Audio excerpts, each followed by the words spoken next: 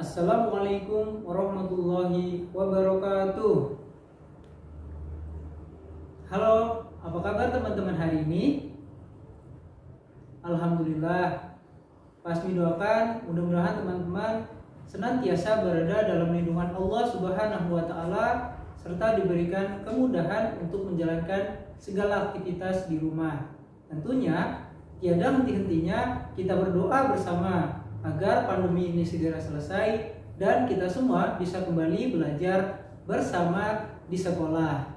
Teman-teman, hari ini kembali lagi bersama Pak Azmi. Teman-teman akan belajar ilmu pengetahuan alam, materi kelistrikan.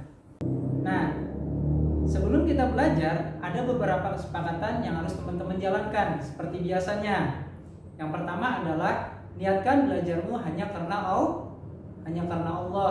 Yang kedua, fokus mendengarkan informasi yang akan Pak Azmi sampaikan.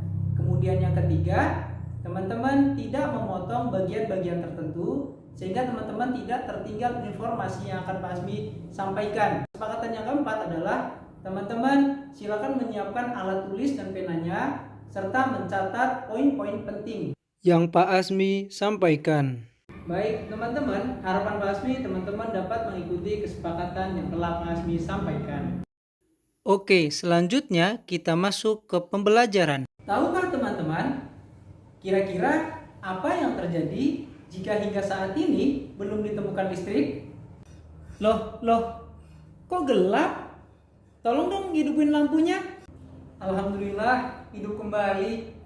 Nah, itulah teman-teman, salah satu hal yang terjadi apabila belum ditemukan listrik, sehingga pada saat malam hari kita tidak bisa berkegiatan dengan maksimal karena tidak ada pencahayaan yang masuk ke dalam ruangan. Selain itu, sebelum ditemukannya listrik, semua aktivitas manusia masih dilakukan secara manual. Contohnya seperti memompa air, kemudian mencuci pakaian, ataupun memasak nasi. Nah, kira-kira siapa ya penemu listrik itu? Lalu bagaimana cara listrik itu bekerja? Contohnya ketika menerangi menggunakan bola lampu. Mari kita bahas bersama-sama. Nah, pada kesempatan kali ini kita akan lebih dalam lagi untuk mempelajari tentang kelistrikan. Oke, yang akan Pak Azmi tunjukkan pertama adalah penemu listrik, Michael Faraday. Beliau merupakan tokoh pertama kali yang menemukan listrik, kurang lebih pada tahun 1800-an teman-teman.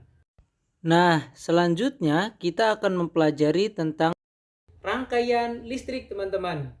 Rangkaian listrik adalah susunan dari komponen elektronika yang dihubungkan dengan sumber tegangan. Namun, sebelum kita mempelajari tentang rangkaian listrik tersebut, kita perlu mengetahui dulu teman-teman, kira-kira apa saja ya komponen-komponen listrik itu? Oke, yang pertama adalah kabel.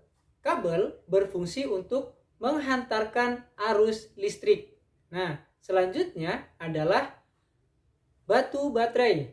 Nah, batu baterai ini berfungsi sebagai sumber energi listrik. Nah, selanjutnya saklar. Nah, saklar ini merupakan alat untuk menghubungkan dan memutus arus listrik, teman-teman. Nah, yang terakhir adalah lampu atau bolam. Bolam merupakan benda yang dapat menghasilkan cahaya saat dialiri listrik. Dan dia juga berfungsi sebagai penerang, teman-teman. Nah, 4 inilah teman-teman komponen-komponen dari rangkaian listrik. Selanjutnya, berdasarkan mengalir atau tidaknya arus listrik, aliran listrik terbagi menjadi 2 teman-teman. Yang pertama adalah arus listrik terbuka.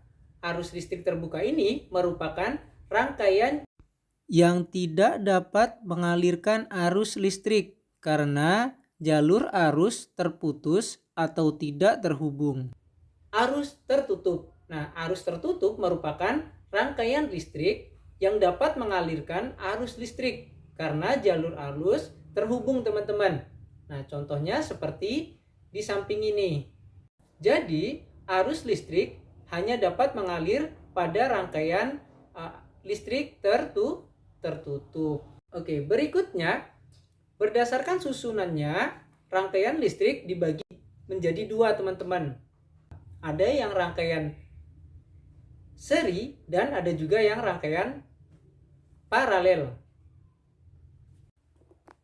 Rangkaian listrik seri adalah rangkaian alat-alat listrik yang disusun berurutan tanpa cabang. Ingat ya teman-teman. Kemudian rangkaian listrik paralel merupakan rangkaian alat-alat listrik yang dihubungkan secara berjajar dengan satu atau beberapa cabang. Berikut ini akan Pak Hasmi praktikkan tata cara untuk merangkai listrik seri dan juga paralel.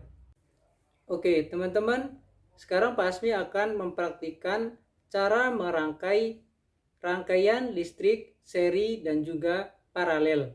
Nah, sebelum itu Pak Hasmi akan menjelaskan komponen-komponennya terlebih dahulu, seperti yang telah Pak Hasmi jelaskan di awal tadi teman-teman. Nah, ini merupakan beberapa komponen-komponennya. Ini merupakan batu baterai. Nah, batu baterai ini merupakan sumber energi yang akan nantinya mengalirkan arus listriknya teman-teman. Selanjutnya ada kabel teman-teman. Kabel ini untuk menyalurkan arus listrik. Kemudian kita juga membutuhkan saklar teman-teman. Saklar dan dua buah bola lampu. Oke teman-teman, sekarang Pak Hasmi akan mempraktikkan cara merakit rangkaian listrik seri. Langkah kerja yang pertama adalah memasangkan dua buah bola lampunya. Nah, Pak Hasmi pasangkan ke lampu 1 atau L1 teman-teman. Nah, selanjutnya Pak Hasmi juga pasang ke L2 atau lampu 2. Pak Hasmi juga memasangkan sumber energinya, batu baterai. Kabel dipasangkan di ujung baterai 1. Ini baterai 1 ya teman-teman. Nah, kemudian ke saklar. Nah, dari saklar kita pasangkan juga ke lampu 1 teman-teman. Ini lampu 1, ini lampu 2. Nah, langkah selanjutnya kita menggunakan kabel yang berwarna hitam dari lampu 1 ke lampu 2. Nah, begitu sebaliknya teman-teman. Pasangkan kabel hitam dari ujung baterai kedua ke lampu 2. Nah, selanjutnya akan kita coba. Nah, ini merupakan rangkaian seri. Nah, rangkaian seri kelemahannya adalah ketika dia diputuskan satu lampu atau dicopot satu lampu, maka dia lampu kedua-duanya dia akan mati teman-teman. Nah, akan tetapi dia ketika dia dipasangkan, maka dia akan hidup kembali. Nah, begitu sebaliknya, jika ini dicopot atau dilepas, maka lampu kedua juga tidak menyala. Nah, berikutnya Pak Hasmi akan mempraktikkan cara merakit rangkaian listrik paralel. Nah, seperti biasa kita pasangkan baterainya. Setelah baterai terpasang, kita pasangkan juga bola lampunya. Lampu 1, kemudian lampu 2.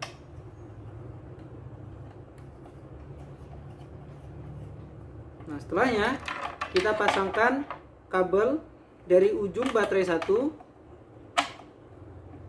ke saklar. Kemudian dari saklar ke ujung lampu 1. Setelahnya kita juga pasangkan dari lampu saklar ke lampu 2. Berikutnya kita pasangkan juga dari ujung baterai 2 ke lampu 2.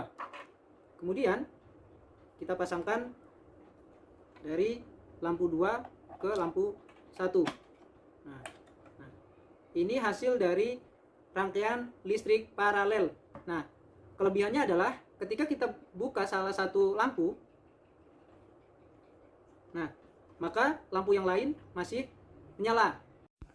Begitu juga sebaliknya. Selain itu, Kelebihan dari rangkaian listrik paralel ini, lampu menyala lebih terang dibandingkan dengan rangkaian listrik seri. Inilah rangkaian listrik paralel. Nah, setelah kita mengetahui komponen listrik, kemudian arus listrik terbuka dan tertutup, serta rangkaian listrik seri dan juga paralel, sekarang kita akan mempelajari tentang sumber-sumber listrik.